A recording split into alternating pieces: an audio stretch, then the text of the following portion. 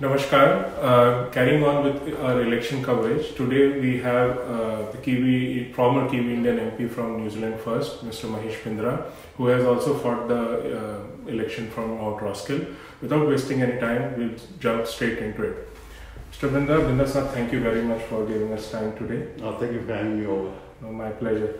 First thing first, sir. There is a general feeling among the migrant community in general and Indian community in particular that your party, New Zealand First, is anti-immigrant, which I think is ironical because you are a Kiwi Indian MP and your party sent you to Parliament in the last Parliament, right? So why do you think this perception, this feeling still remains in the migrant community? But look, let me start from the beginning. When I started with the party in 2006, joined the party in 2006 as a member, and then carried on working for the party as a volunteer. Then in 2011, I was offered to stand from Mount Roskill, and I did. At that time, my list ranking was 21, and I couldn't make it. Mm-hmm. We were not in the parliament from 2008 and 2011, as you remember. Yeah. And that was a time when we worked highest. We worked the hardest then, in those 3 years when we were out of the parliament. So, coming back to the list position, I was 21 in 2011. Then, in 2014 again, I was asked to stand, and I did. At that time, my position was number 11, and we had 11 seats. That's how I made it in the parliament. Yeah. After that, I was promoted to number 10, but unfortunately could not make it. Just missed out, yeah. So, in my view, I don't see any traits of racism in that party. Yeah. Sir, why I ask this actually? Because when you became the MP in 2014, this very question was asked to you, and you replied that it cannot be an anti-immigrant party because they made me enter parliament. But still, in 2020, the question still remains. So why is that feeling? You don't think that feeling is justified? It is not, because it is a perception created by media. I'm not trying to media bash here, because you are media, you won't let me do that. No, that's it. So it is all about perceptions. Now, let's look at figures and numbers. Okay. Kiwi Indians are about 4% of the population, if I'm not wrong. About 4%. Yeah, around 250k or something. Yeah, so our contribution to New Zealand GDP is about 9%. A double of what? Which is a very proud thing to say for us. Okay. Now, look at the representation in political parties. Mm-hmm. Okay, at number 10, I was 1/10 of representation. 10%. So 10% representation to a 4% community, I don't think it's unfair, is it? Okay. So, but as compared to Labour and National, they also have only 1 or 2 MPs or something. But you are saying your party represents Indian more in the parliament when you were in the parliament. That's what the numbers show us, isn't it? So, sir, tell me one thing then. This perception, this feeling has, I think, extended in the last 1 year when your own colleague, party colleague, Shane Jones, has made some comments which has not gone down well with the community. No, they haven't, yes. And to be fair to him, he has front up, he has explained everything. So I'm not asking you to comment on his comments. I'm asking you about your relationship with Shane Jones. Does he understand and appreciate the Indianness in you? He does, and he respects that. He actually respects all ethnic communities, not only Indians, but others also. He is a very, very knowledgeable man. He knows what he's talking about. It is just that sometimes we may not agree with his language, but what he says is emanating from people's view that people have gone to him and told him all. You have interacted with him in the last 1 year? I haven't because he is a busy man. He is looking after the provinces. Okay. He is the champion. So when you are saying you have not interacted with him, and sometimes his language can be better. So if you get a chance to interact with him, will you tell him that please make sure that language is better? Yeah, no. Look, he's way more educated than I am. He is Oxford educated, and I'm not. So I'm not going to teach him English, but I will, and I have in the past through channels but I haven't had a chance to speak to him one-on-one. But he is a very, very knowledgeable man. So, sir, tell me, leave alone Shane Jones, how is your relationship with other leaders in the party? Because I know you enjoy the support and confidence of the leader, Winston Peters. But other leaders like Tracy Martin, Ron, Mark. All of them, they really looked after me during my 3 years in the caucus because I was inexperienced. Okay. Although I was experienced in my own portfolios such as corrections and customs. And of course, ethnic affairs. Yeah. But whenever I needed their support, before I could go and ask them, he offered their support. So I've been very fortunate. So I'll end this part by a very direct question. Is New Zealand first, or at least a small section of New Zealand first? When they say something, do you find that sometimes it might seem racist to some people? Yes, of course, yes. Not so much. I'll give you an example. You know, there was this discussion in one of the annual general meetings where a suggestion was made by a member, and they have the right to do that. There was a suggestion made that the senior citizens who are here, and if they have come from another country, they should be given the privileges after a longer period of time. Okay. You know. You mean the privileges enjoyed by citizens in That's right, senior citizens. Okay. So over there, I did not agree. I thought it wasn't racist, but it was discriminatory according to me. So I objected to that. The objection was taken on board, and that particular issue was sorted there and then. Okay. It did not proceed anywhere. Okay. Not a word of thanks from Indian community though. Okay. So you are doing your part to make sure that those elements don't have much say in the party, I should say. What happens is that it's a democratic process. Yeah. Everybody's got the right to express their opinions, Okay. and then there is a debate there. There's a discussion, and then there is voting on those issues. Okay. So if the majority of the membership feels that look, this particular issue is good for New Zealand, then that is taken on. So, okay, we'll end that part and let's talk about some issues because elections are coming up and some issues which concerns the voters the most. First, you are immigrants, right? And everyone talks about the immigration policy of New Zealand first. So, can you tell me what is the immigration policy of New Zealand first right now? Always has been that we need the immigrants that will add value to our country. We don't need immigrants who need us. Okay. You know what I'm trying to say. When I think both you and I, we came in the early 2000s, isn't it? I came well later. Yes, sir. Yeah. So that time there was this point system. Okay. Qualified people were invited to, join. Qualified and experienced in their own field. Okay. That is how I and my family came here. Okay. So we haven't looked back yet. Okay. So.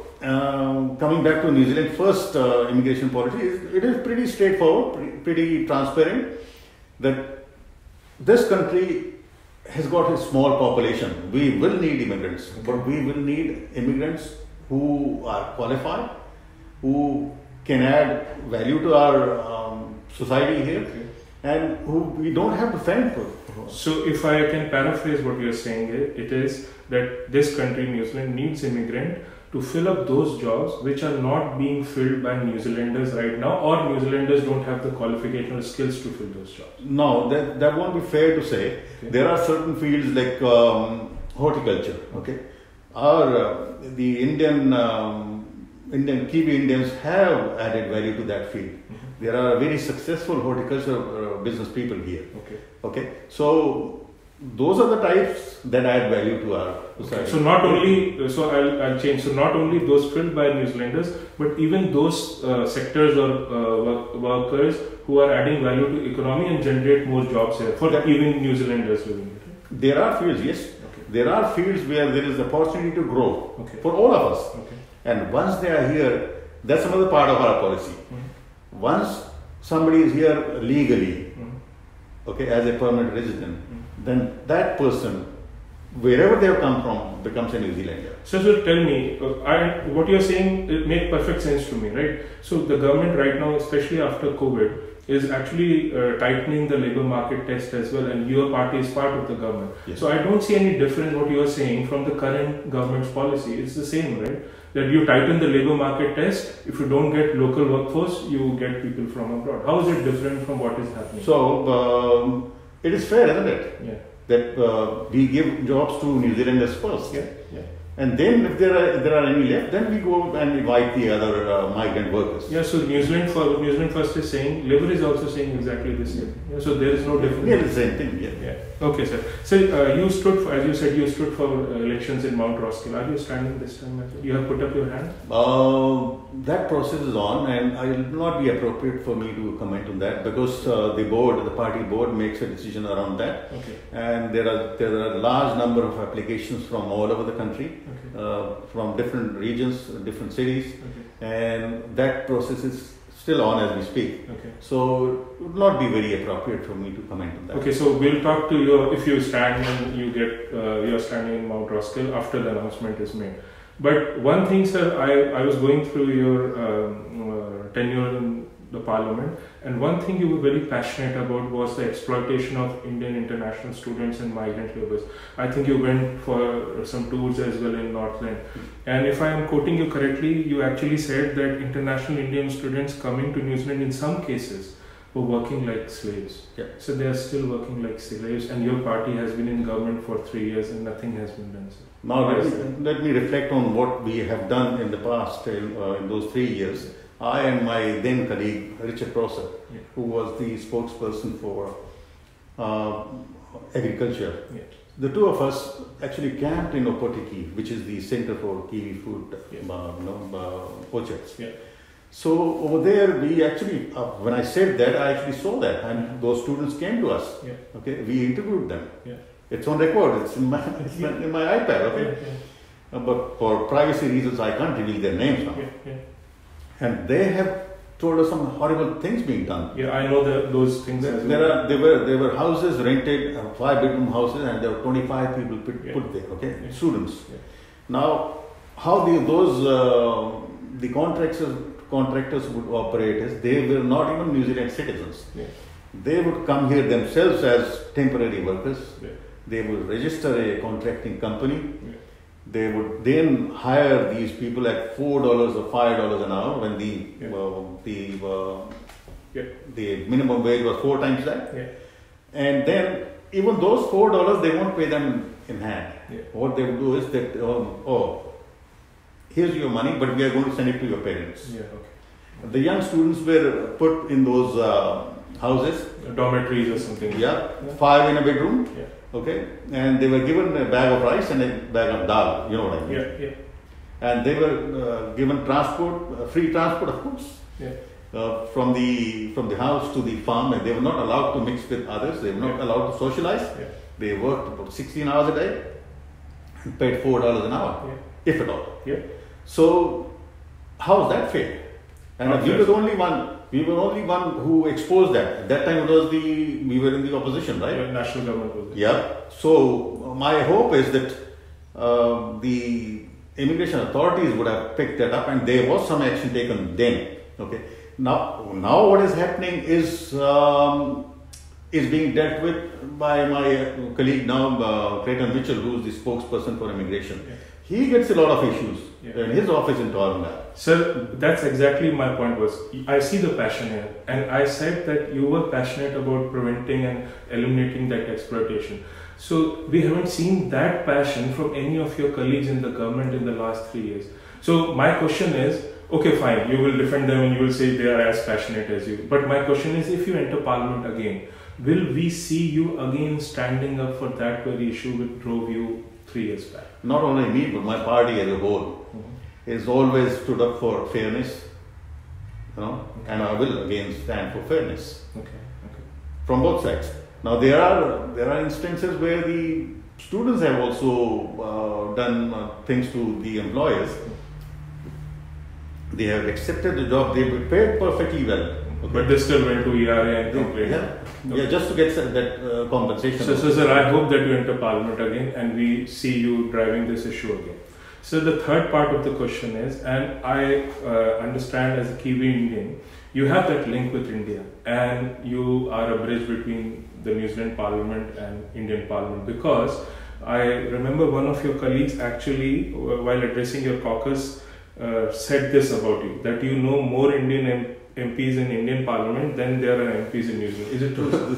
I think they're so well connected back home. Now, I wouldn't like to comment on the numbers, but yes, I do have friends in all parties in other parliaments. Okay. Because at one stage, when I was to organize the World Hindu Political Forum in New Zealand, that was the time that I needed to connect with the MPs of Indian origin from all countries, and we actually connected with 101 MPs of Indian origin across the world from 20 countries. 20 countries. Yeah. Okay. So I see that, because I think Deputy Prime Minister, who is also the Minister of Foreign Affairs and Trade, he went to India in February. You went with him, yes. And you facilitated lots of meetings between him and the leader of Nationalist Party, National Congress Party in Mumbai, right? Yes.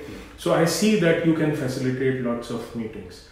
But I don't see any result coming out of it, sir. Because in the last 3 years, when your leader has been the Deputy PM and in charge of Foreign Affairs, India actually, leave alone talk about FTA, India has backed out from RCEP as well. So where do you see this relationship between India and New Zealand going? See, when we went to India, we met the Foreign Minister Jaishankarji, Yeah. and other ministers. Our own Minister for Commerce, Honorable David Parker, had very successful meeting with his counterpart, that is Honorable Piyush Goyal. Yeah. I wasn't a part of that meeting because I was with the Deputy Prime Minister. Okay. So the meeting was very, very cordial. Whether FTA was achieved there? No, it wasn't. Because there's still a long road to travel. Okay. But we are not giving up. Okay. This time the Foreign Minister made it very clear to them that our dairy industry is not a threat to anybody. Mm-hmm. If at all, we will complement you, we won't compete with you. Mm-hmm. So those were very, very positive, vibes that were coming out of that meeting. So what does your leader, Winston Peters, tell you about India-New Zealand relation going forward? How does it, if he comes into government again, how does it see it going forward? Well, he has said to me many times that I'd be happy to interact with the largest democracy of the world, rather than with a one-party rule. Okay. You know what I mean? Okay. So you see some hope there? A lot of it. You will, like the exploitation of international students, will this be also what drives you if you enter Parliament again? Yes, that's the reason I went with them. That trip wasn't paid by the New Zealand taxpayer, as the media had asked us. Okay. I paid for my own trip. Okay. Every single bit of it, to the cent. Okay. But the idea was just to support the bridge between the two countries. Yeah. Sir, I want to end this by again going back to where we started from. At least will you concede that your party needs to engage more with the ethnic and multicultural communities of New Zealand? And like you said, you were the spokesperson of ethnic affairs when you were in Parliament.